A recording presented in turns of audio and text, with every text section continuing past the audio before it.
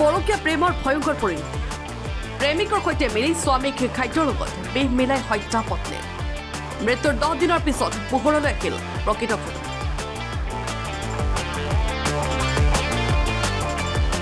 চাঞ্চল্যকৰ এই ঘটনা কেন্দ্ৰ কৰি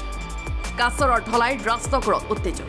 উত্তেজিত ৰাইজে লপাথপা দি হত্যাকাৰী পত্নী আৰু তেওঁৰ প্ৰেমিকক গতালে আৰক্ষী যোৱা 10 আগষ্টত কাছৰৰ ঢলাইৰ কুলিচৰাৰ ৰাজনগৰ গাঁৱৰ পঞ্চায়ত সভাপতি ইমৰান হুছেইনৰ মৃত্যু হৈছে পৰিয়ালসহ ৰাইজে এই মৃত্যু স্বাভাৱিক বুলি ভাবিছে পিছে মৃত্যুৰ 10 দিনৰ পিছত পোহৰলৈ আহিছে প্ৰকৃত ঘটনা ইমৰানৰ স্বাভাৱিক মৃত্যু হোৱা নাছিল তেওঁৰ হত্যা কৰা হৈছিল আৰু এই হত্যাকাণ্ড আন কোনো তেওঁৰ পত্নী আৰু পত্নীৰ অবৈধ প্ৰেমিকে সংঘটিত কৰিছে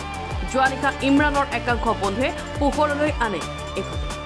দৰাচলতে ইমৰানৰ চালক বিজু আহমেদৰ লগত অবৈধ পৰকীয়া প্ৰেমৰ সম্পৰ্ক আছিলে ইমৰানৰ পত্নী ৰীনা বেগম পূৰ্বে এবাৰ পত্নীৰ এই পৰকীয়া প্ৰেমৰ কাহিনী জানি লোৱা পত্নীৰে কাজিয়া হৈছিল ইমৰানৰ আৰু পত্নীৰ প্ৰেমিকৰ বিজুক চাকৰিৰ পৰা উলিয়াই দিছিলে ইমৰানে নিৰ্বাচিত পঞ্চায়েত প্ৰতিনিধি ইমরান হোসেন লস্কর গত 10 আগস্ট আমরা মাঝে থেকে গেছেন গিয়া এটার পরিপ্রেক্ষিতে যে ঘটনা আজকে যে রহস্য উদ্ঘাটন হয়েছে যেটা শুনিয়া আমরা বড় দুঃখবোধ করিয়ার কারণ আজকে এমন একটা ঘটনা আমরা সামনে আইয়া দাঁড়াইছে যেটার কারণে একে অন্যে বিশ্বাস করা জিনিসটা খুবই কঠিন হইয়া দাঁড়াইছে একদম খুব ক্লোজ আসলো বিজু যে ছেলেটা ইমরানর একদম ক্লোজ একজন মানুষ এরকম একটা কাণ্ড করতে পারে যেটা মানিয়ে নেওয়া যায় না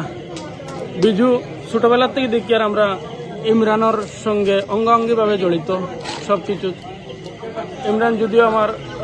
স্কুল ফ্রেন্ড কিন্তু তারপরেও তার সঙ্গে আমার খুব ভালো সম্পর্ক